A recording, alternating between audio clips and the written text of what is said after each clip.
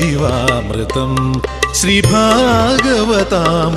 ജീവാമൃതം ശ്രീവിഷ്ണു ഭഗവാന്റെ ചരിതാമൃതം വേദവ്യാസൻ മൊഴിഞ്ഞ വചനാമൃതം വേദവ്യാസൻ മൊഴിഞ്ഞ വചനാമൃതം ഭാഗവതാമൃതം ജീവാമൃതം ശ്രീഭാഗവതാമൃതം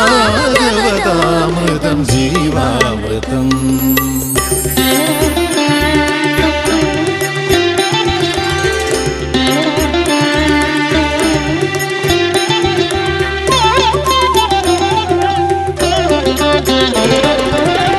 നാരായണ നമ നാരായണ ഹരി നാമം പരബ്രഹ്മജ്ഞാനാമൃതം നാരായണ നമ നാരായണ ഹരി നാമം പരബ്രഹ്മജ്ഞാനാമൃതം ഹരിനാമ സങ്കീർത്തനം പാടി ലോകത്തിൽ ഹരിയുടെ കരുണ കഥ പറയാം വൈഷ്ണവ വൈഭവ കഥ പറയാം ശ്രീകൃഷ്ണ കൃപാവര കഥ പറയാം വൈഷ്ണവ വൈഭവ കഥ പറയാം ശ്രീകൃഷ്ണ കൃപാവര കഥ പറയാം ഭാഗവതാമൃതം ജീവാമൃതം ശ്രീ ഭാഗവതാമൃതം ജീവാമൃതം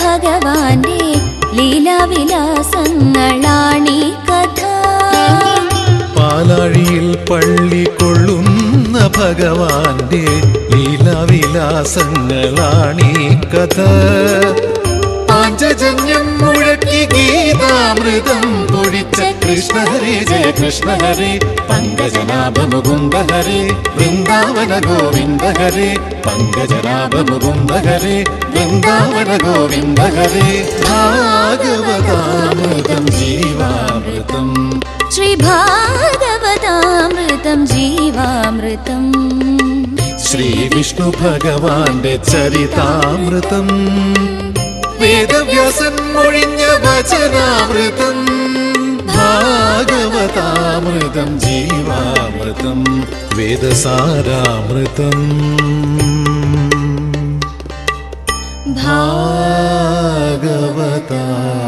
ഭാഗവതാമൃതം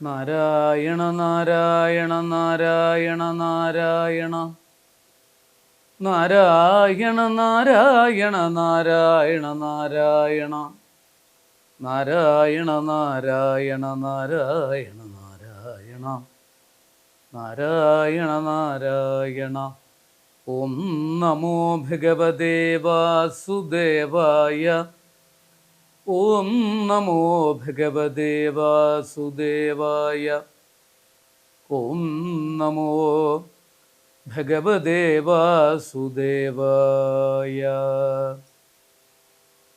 നിഗമകൽപ്പതരോർഗളിതം ഫലം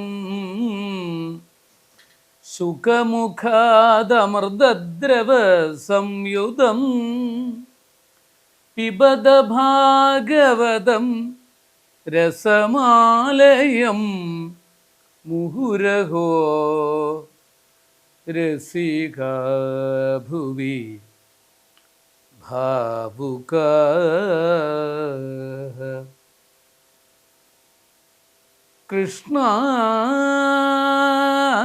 കൃഷ്ണായ വാസുദേവായ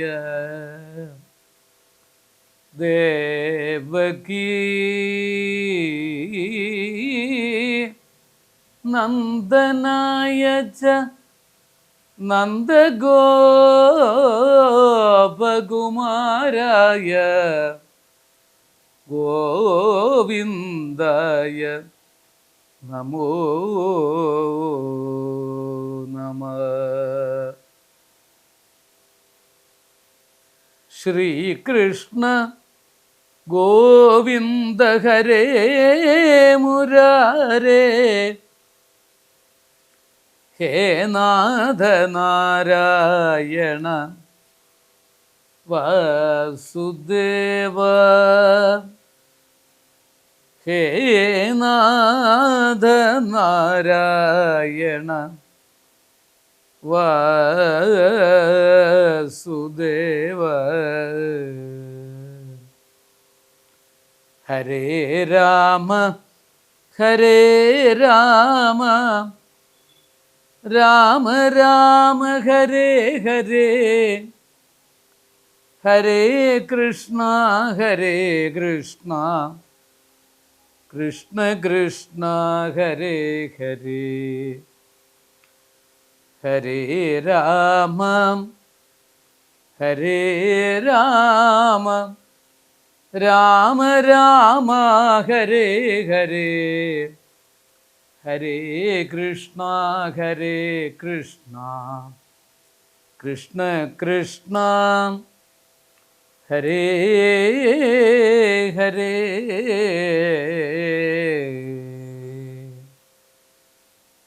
ധന്യാത്മാക്കളെ, സുഹൃത്തുക്കളെ, എല്ലാവർക്കും സാദര നമസ്കാരം. ഭാഗവതാമൃതത്തിലേക്ക് ഏവർക്കും സ്വാഗതം.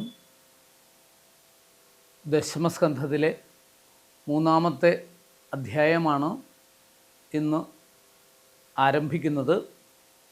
ഈ 3-ാം അധ്യായം കൃഷ്ണാവതാരം ആണ് വർണ്ണിക്കുന്നത്. അതായത് ശ്രീകൃഷ്ണ ഭഗവാന്റെ പൂർണ്ണ പുണ്യ അവതാരത്തെക്കുറിച്ചാണ് ഈ അധ്യായത്തിൽ വർണ്ണിക്കുന്നത്. അതുകൊണ്ട് വളരെ പ്രധാനപ്പെട്ട ഭാഗവതത്തിലെ അധ്യായമാണ്. അഷ്ടമിരോഹിണിക്കും മറ്റുള്ള ദിവസങ്ങളിലൊക്കെ എപ്പോഴും വായിക്കേണ്ടുന്ന വളരെ പ്രധാനപ്പെട്ട ഒരു അധ്യായമാണ് കൃഷ്ണാവതാരം. ശ്ലോകങ്ങൾ മറ്റ് കഥകൾ പറഞ്ഞതുപോലെ ഇടക്കൊന്നും ചൊല്ലിയിട്ട് പറയാൻ പറ്റില്ല. നമുക്ക് ഈ അവതാരം മുഴുവനായിട്ടും വായിക്കാൻ പറ്റിയില്ലെങ്കിലും പ്രധാനപ്പെട്ട ശ്ലോകങ്ങളൊന്ന് അനുസ്മരിക്കണം. ഒരു അവതാര സ്വരൂപത്തെ നമ്മളുടെ ഹൃദയത്തിലും കാണാൻ സാധിക്കണം. പ്രാർത്ഥിക്കാം. എല്ലാവരും പ്രാർത്ഥനയോടുകൂടി കേൾക്കുക. ആ ഭഗവാന്റെ അനുഗ്രഹം ഇത് കേൾക്കുന്ന കുടുംബങ്ങൾക്കും ആ കുടുംബത്തിലും അംഗങ്ങൾക്കൊക്കെ ഐശ്വര്യമായിട്ട് വരണേ എന്ന് പ്രാർത്ഥിച്ചുകൊണ്ടാണ്. എന്തായാലും തീർച്ചയായിട്ടും ആ ഒരു ഭാവം നമ്മൾ ഉൾക്കൊള്ളുകയാണെങ്കിൽ ഉണ്ടാകും. കാരണം ഇതൊരു ആത്മീയ ചൈതന്യം നിറഞ്ഞ് കവിയുന്ന അന്തരീക്ഷമാണ്. ഞാൻ പറയുന്നതല്ല, നൂറ്റാണ്ടുകൾക്ക് മുമ്പ് നമ്മുടെ ഋഷീശ്വരന്മാർ ഉപദേശിച്ചു തന്നതാണ്. ആ ശ്ലോകം തന്നെയാണ് വായിക്കുന്നത്. പ്രാർത്ഥിക്കാം. ഓം നമോ ഭഗവതേ വാസുദേവായ. അഥ തൃതീയോധ്യായ.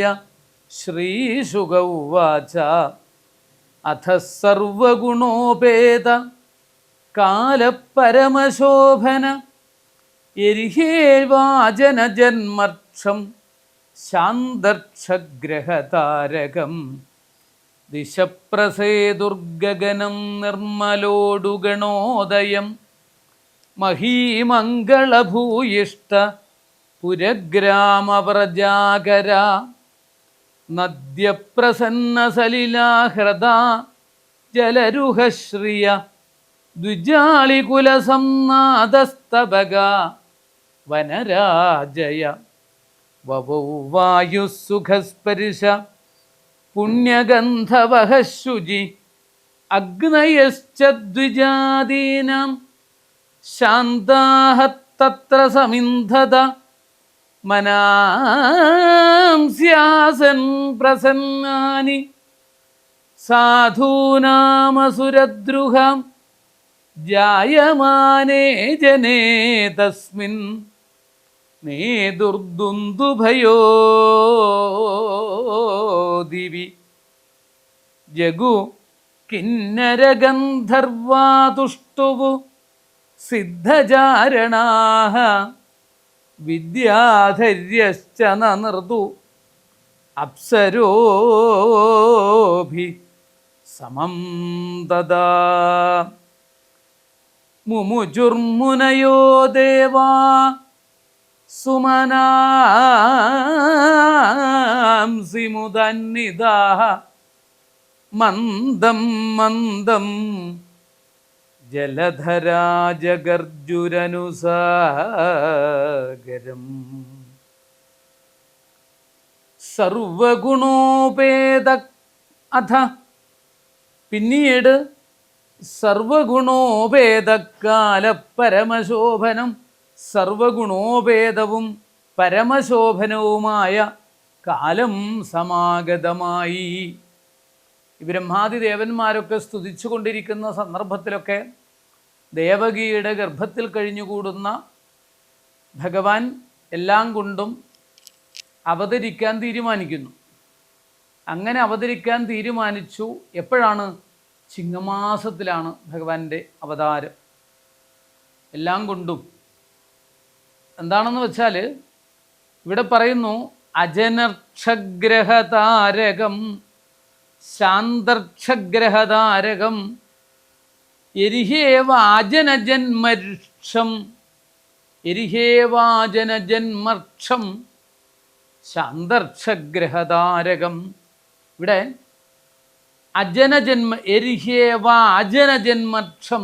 അജനജന്മർക്ഷം എന്ന് പറഞ്ഞാൽ ബ്രഹ്മാവാകുന്ന ദേവതയോടുകൂടിയ നക്ഷത്രത്തോടും കൂടിയിട്ട്, ബ്രഹ്മാവാകുന്ന ദേവതയോട് കൂടിയിട്ടുള്ള നക്ഷത്രം, അതായത് ബ്രഹ്മദേവൻ ഏതൊരു നക്ഷത്രത്തിലാണോ അറിയപ്പെടുന്നത്, അല്ലെങ്കിൽ ആ ദേവതയോട് കൂടിയിട്ടുള്ള നക്ഷത്രം, ബ്രഹ്മാവ് ജനിച്ച നക്ഷത്രം എന്നൊന്നും നമുക്ക് പറയാൻ പറ്റില്ല. കാരണം ശ്രീപത്മനാഭൻ്റെ പത്മത്തിൽ നിന്നാണ് ബ്രഹ്മാവ് ഉണ്ടായിട്ടുള്ളത്. അതുകൊണ്ട് ബ്രഹ്മാവിൻ്റെ നക്ഷത്രം പിറന്നാളെന്നും നമുക്ക് പറയാൻ പറ്റില്ല. പക്ഷേ ബ്രഹ്മാവാകുന്ന ദേവതയോട് കൂടിയിട്ടുള്ള നക്ഷത്രം, അതുകൊണ്ട് നമ്മൾ പൊതുവേ പറയും ബ്രഹ്മാവിൻ്റെ നക്ഷത്രം എന്ന് പറയും. അതേതാണ്? രോഹിണി നക്ഷത്രം നാളിലാണ് ഭഗവാൻ ജനിക്കാൻ തയ്യാറാകുന്നത്. ബ്രഹ്മാവ് തൻ്റെ ചൈതന്യത്തെ പൂർണ്ണമായിട്ടാണ് നക്ഷത്രം എടുക്കണേ ഭഗവാനെ എന്നുള്ള നിലയ്ക്ക് പറഞ്ഞ് അതിലേക്ക് സന്നിവേശിപ്പിച്ചു. സാക്ഷാൽ മഹാദേവൻ എന്ന് തന്നെ പറഞ്ഞിട്ടുണ്ട്, എൻ്റെ തിഥിയാണ് എനിക്ക് ഏറ്റവും പ്രധാനം, അഷ്ടമി തിഥി, അത് അവിടുന്ന് എടുക്കണം എന്ന് പറഞ്ഞതുകൊണ്ട് സ്വീകരിക്കുന്നതാണ്. അങ്ങനെയാണ് അഷ്ടമി തിഥിയും രോഹിണി നക്ഷത്രവും കൂടിയിട്ടുള്ള ആ ഒരുമ കലർന്ന ഒരു നാൾ അർദ്ധരാത്രവും ഭഗവാൻ ജനിക്കാൻ തയ്യാറാകുന്നു.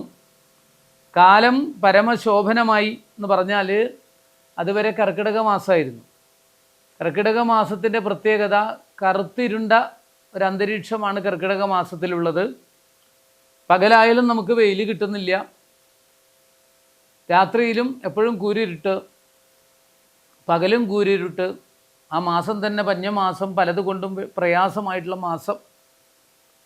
ആ മാസം കഴിയട്ടെ എന്ന് വിചാരിച്ചു. കാരണം വെള്ളമൊക്കെ ചെളിയും വെള്ളമൊക്കെ ആയിട്ടും രോഗങ്ങളും മറ്റുള്ള പ്രയാസങ്ങളൊക്കെ വർദ്ധിച്ചിട്ടും പട്ടിണി കൊണ്ടും പരവട്ടം കൊണ്ടും എല്ലാവരും ബുദ്ധിമുട്ടിയിട്ടൊക്കെ കഴിയുന്ന ആ ഒരു കാലഘട്ടമാണല്ലോ കർക്കിടക മാസം. ആ മാസം കഴിയട്ടെ, ഈ കലങ്ങിയ വെള്ളം ഇതൊക്കെ ഒന്ന് തെളിയട്ടെ, അതുപോലെ എല്ലാവരുടെയും മനസ്സും ഒന്ന് തെളിയട്ടെ എന്ന് വിചാരിച്ചു. ആ കരുവി കർക്കിടക സംക്രമയാമിനിയാൾ കഴിഞ്ഞ് പൊന്നിൻ ചിങ്ങമാസത്തിലേക്ക് പ്രവേശിച്ചു. പ്രകൃതി രമണീയമായി, കൃഷികളൊക്കെ ഇങ്ങനെ പൂത്ത് തളിർത്ത് ഫലങ്ങളൊക്കെ നൽകിക്കൊണ്ടിരിക്കുന്ന ഒരു സന്ദർഭം. മൂത്തുപഴുത്ത ഫലങ്ങളെങ്ങും ആ ധാന്യങ്ങളൊക്കെ വിളഞ്ഞു നിൽക്കുന്നു സന്തോഷത്തോടു കൂടിയിട്ട്.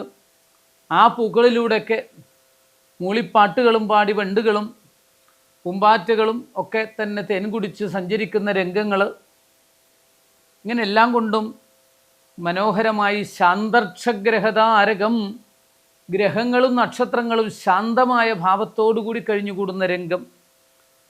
ദിക്കുകളെല്ലാം പ്രസന്നമായിട്ടുണ്ട്. ദിശപ്രസേതുർഗഗനം, ആകാശവും ഒന്ന് പ്രസന്നമായി വെളുത്തിരിക്കുന്നു. നിർമ്മല ഓടുഗണോദയം, ഉടുഗണങ്ങൾ നക്ഷത്രങ്ങളൊക്കെ ഇപ്പം എന്താ നിർമ്മലമായിട്ടാണുള്ളത്, പ്രകാശമാനമായിട്ടുണ്ട്, നിർമ്മല പ്രകാശം പരത്തിക്കൊണ്ടിരിക്കുന്നു. മഹീമംഗളഭൂയിഷ്ട പ്രജഗ്രാമ പുരഗ്രാമ പ്രജാകര. ഗ്രഹങ്ങളും താരങ്ങളും ശാന്തക്ഷം ആയി എന്ന് പറഞ്ഞില്ലേ? രോഹിണി നക്ഷത്രം, അഷ്ടമി തിഥി. പട്ടണങ്ങളിലും നാട്ടിൻപുറങ്ങളിലും ഇടയക്കുട്ടികളിലുമെല്ലാം ഉത്സവവും ഉത്സാഹവും കളിയാടി. വായു സുഖസ്പരിശ പുണ്യഗന്ധവ ശുചി. പരിശുദ്ധിയുള്ള പൂക്കളിലൂടെ വരുന്ന അതിമനോഹരമായ സുഗന്ധങ്ങൾ വഹിച്ചുകൊണ്ട് മന്ദമാരുതൻ എങ്ങും അങ്ങനെ അലയടിച്ചു കൊണ്ടിരിക്കുന്നു. പിന്നെ അഗ്നയശ്ചദ്വിജാതീനാം, ബ്രാഹ്മണ ഗൃഹങ്ങളിലൊക്കെ അവരുടെ ഹോമകുണ്ടങ്ങൾ ചിങ്ങമാസത്തിൽ നിർബന്ധമായിട്ടും പ്രത്യേകിച്ചും ആ കലശക്കുടുക്കകളിൽ, ആ കലശപാത്രങ്ങളിൽ വെള്ളമൊക്കെ നിറച്ച് വെച്ച്, അങ്ങനെയൊക്കെ ഒരു സമ്പ്രദായമുണ്ട്. കിണ്ടികളിൽ ഓരോ സ്ഥലത്ത് അങ്ങനെയാണ്.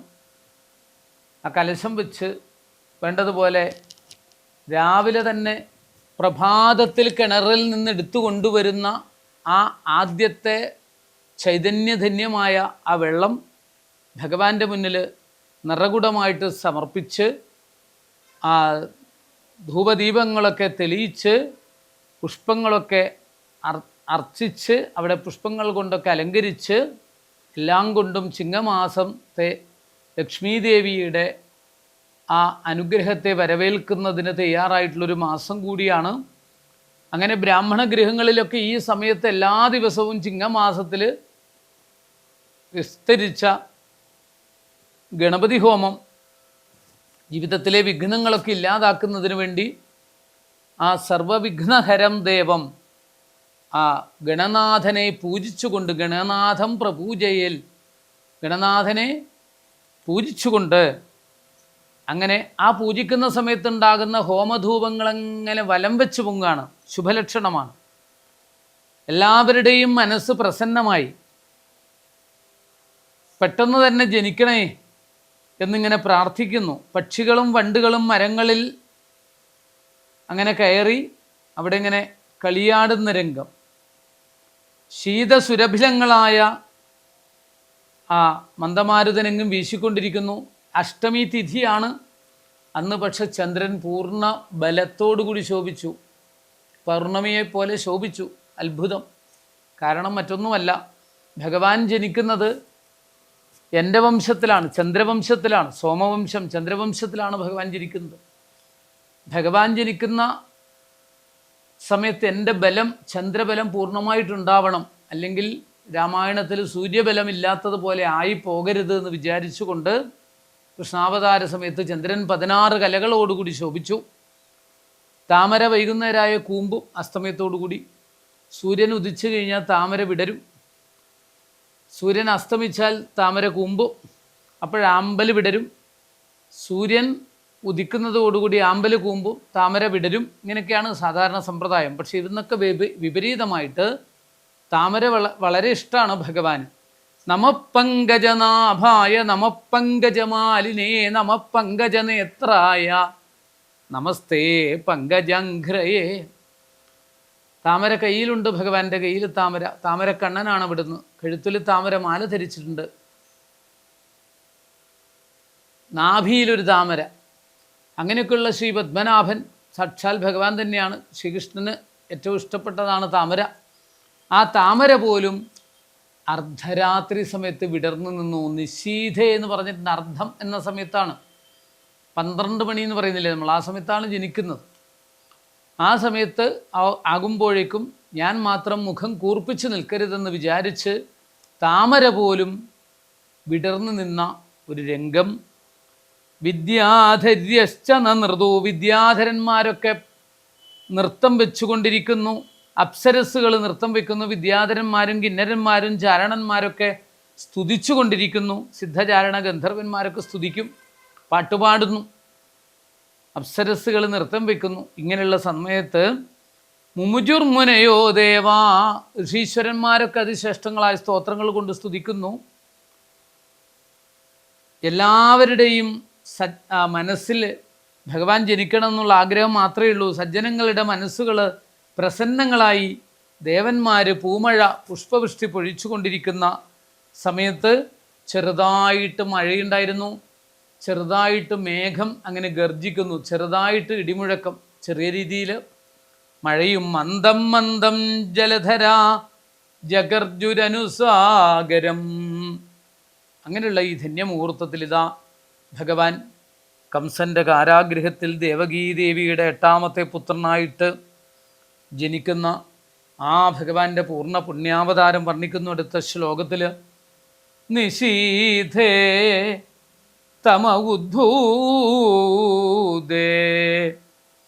ജായമാനേ ജനാർദ്ദനേ ദേവക്യാം ദേവരൂപിണ്യാം വിഷ്ണു സർവഗുഹാശയ ആവിരാസീൽ യഥാ പ്രാച്യാം ദിശീന്ദുരിവ പുഷ്കല.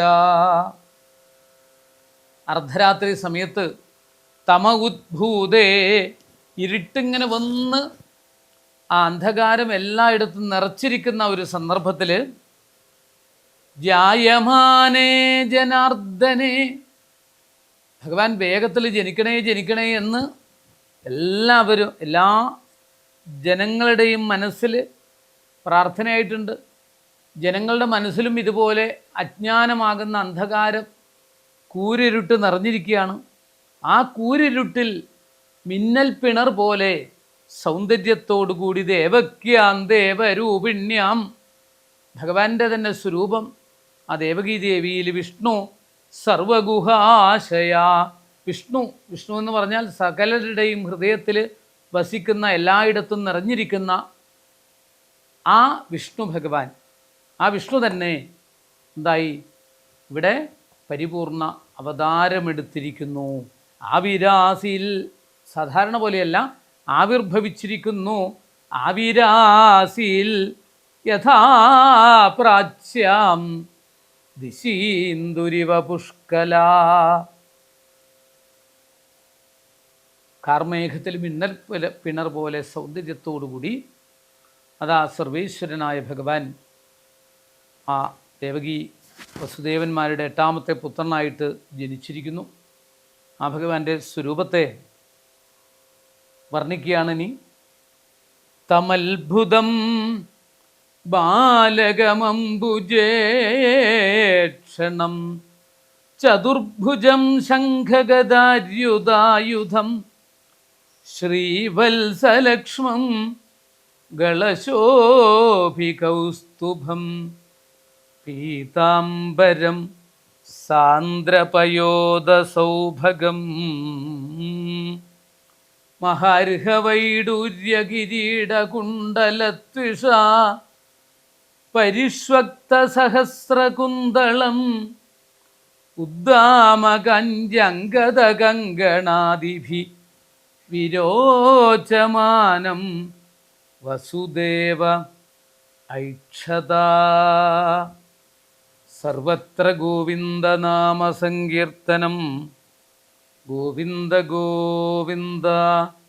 തം അത്ഭുതം ബാലകം, ഈ ഉണ്ണി ഒരു അത്ഭുത ബാലകൻ തന്നെയാണെന്നാണ് പറഞ്ഞത്. താമരപ്പൂക്കൾ പോലുള്ള ആ താമരദളം, പൂക്കളുടെ ദളം പോലുള്ള കണ്ണുകൾ, 4 കൈകളിൽ ശംഖുചക്ര ഗദാപത്മങ്ങൾ ധരിച്ചിരിക്കുന്നു. ശ്രീവത്സം ആകുന്ന അടയാളത്തോടുകൂടി, കൗസ്തുഭമാകുന്ന ആ രത്നത്തോടുകൂടി, പീതാംബര പട്ടുടുത്ത് വൈഡൂര്യങ്ങൾ പതിച്ച അനേകായിരം കോടി സൂര്യന്മാരെ വെല്ലുന്ന പ്രകാശധോരണി പരത്തുന്ന കിരീടത്തോടുകൂടി, കനകകുണ്ടലങ്ങളോടുകൂടി, കൈവളകളോടുകൂടി, കാൽവളകളോടുകൂടി, തോൾവളകളോടുകൂടി, പീതാംബര പട്ടുടുത്ത് വനമാലയോടുകൂടി, അതിശ്രേഷ്ഠമായ ഗോപിക്കുറിയോടുകൂടി ദാ സർവേശ്വരനായ ഭഗവാൻ കംസൻ്റെ കാരാഗൃഹത്തിൽ അവതരിച്ചു. വസുദേവർ കണ്ടു, ദേവകി കണ്ടു ആ സ്വരൂപത്തെ. സർവത്ര വ്യാപിച്ചിരിക്കുന്നവൻ വിഷ്ണു സർവപ്രാണികളുടെയും സർവ ചരാചരങ്ങളുടെയും ഹൃദയഗുഹയിൽ അന്തര്യാമി രൂപേണ സ്ഥിതി ചെയ്യുന്നവനായ ഭഗവാൻ ആവിർഭവിച്ചു. ആ സ്വരൂപത്തെ കണ്ട് ദേവകി വസുദേവന്മാർ വിസ്മയ പാരവശ്യത്തോടുകൂടി ഭഗവാനെ സ്തുതിക്കുന്ന ആ രംഗത്തിൽ നമുക്കും പ്രാർത്ഥിക്കാം.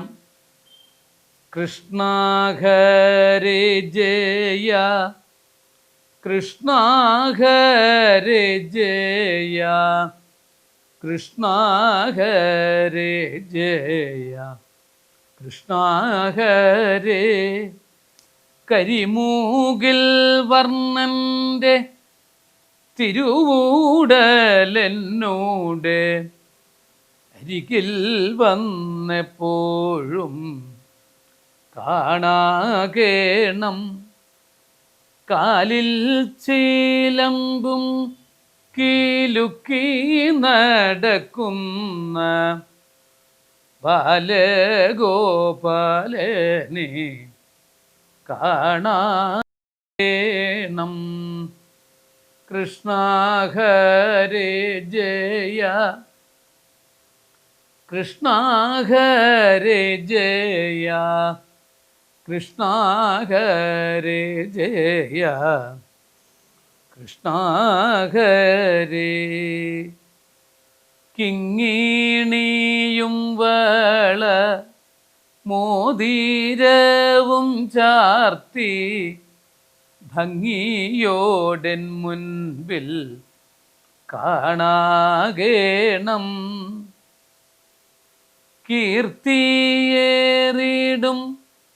ഗുരുവായൂർ വാഴുന്ന ആർത്തിഹരൻ തന്നെ കാണാകേണം. കൃഷ്ണ ഹരേ ജയ, കൃഷ്ണ ഹരേ ജയ, കൃഷ്ണ ഹരേ ജയ, കൃഷ്ണ ഹരേ.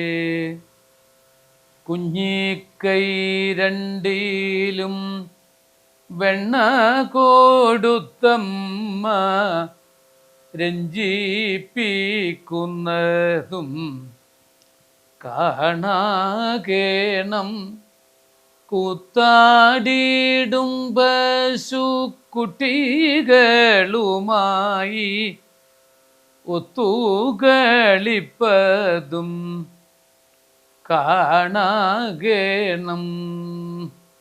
കൃഷ്ണ ഹരേ ജയ, കൃഷ്ണ ഹരേ ജയ, കൃഷ്ണ ഹരേ ജയ, കൃഷ്ണ ഹരേ.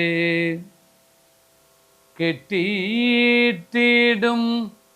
ഉരലും വലിച്ചെങ്ങോ മുട്ടുകുത്തുന്നതും കാണാകേണം. കേകികളെ പോലെ നൃത്തമാടിടുന്ന കേശവ പൈതലെ കാണാകേണം. കൃഷ്ണ ഹരേ ജയ, കൃഷ്ണ ഹരേ ജയ, കൃഷ്ണ ഹരേ ജയ, കൃഷ്ണ ഹരേ. കൈകളിൽ ചന്ദ്രനെ മെല്ലെ വരുത്തിയ ലോകൈകനാഥനെ കാണാകേണം.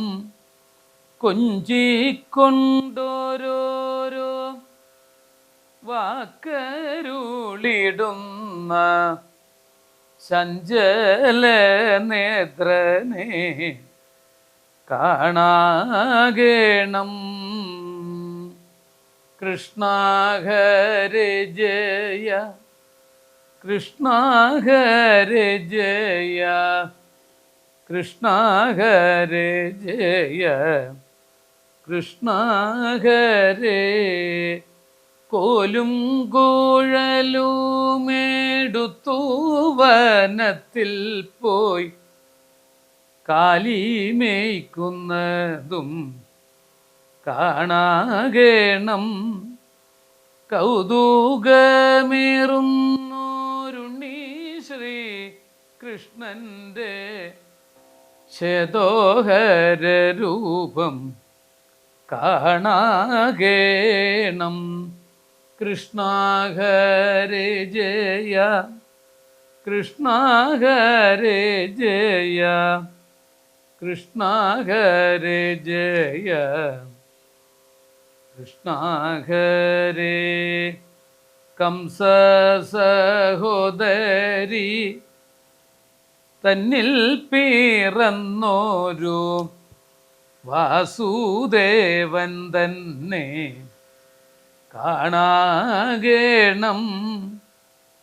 കണ്ണൻ്റെ ലീലകൾ ഓരോന്നും വെവ്വേറെ എണ്ണി എണ്ണി കണ്ണിൽ കാണാകേണം. കൃഷ്ണ ഹരേ ജയ കൃഷ്ണ ഹരേ ജയ കൃഷ്ണ ഹരേ ജയ കൃഷ്ണ ഹരേ. പ്രണവമാനസം പ്രാണജീവനം പ്രകടകച്ഛപാകാരമീശ്വരം അമൃതദായകം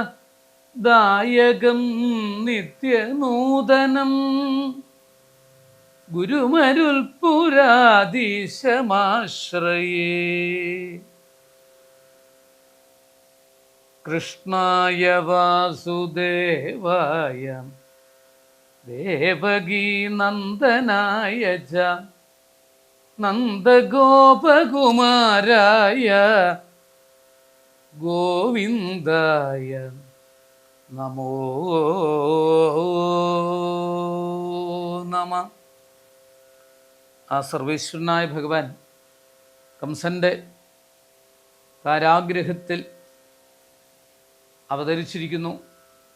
ആ കംസൻ്റെ കാരാഗ്രഹത്തിൽ, അതായത് കൊച്ചു സ്വരൂപത്തോടു കൂടിയിട്ട് ഒരു കുട്ടി എങ്ങനെയാണോ ജനിക്കുക അതേ ഭാവത്തോടു കൂടി അതേ രൂപത്തിൽ തന്നെയാണ് കൃഷ്ണനും ജനിക്കുന്നത്. പക്ഷേ 4 കൈകളും ശംഖചക്ര ഗദാപത്മങ്ങളും വനമാലയും കൗസ്തുഭമാലയും കൗസ്തുഭരത്നവും പുലിനഖമാലയും ഗോപിക്കുറിയും കിരീടവും പീതാംബര പട്ടൊക്കെ ആയിട്ട് ഗുരുവായൂരപ്പൻ്റെ ആ കൊച്ചു സ്വരൂപത്തെ നമ്മളെങ്ങനെയാണോ കാണുന്നത് അതാണ് ദേവകി വസുദേവന്മാരും കണ്ടത്.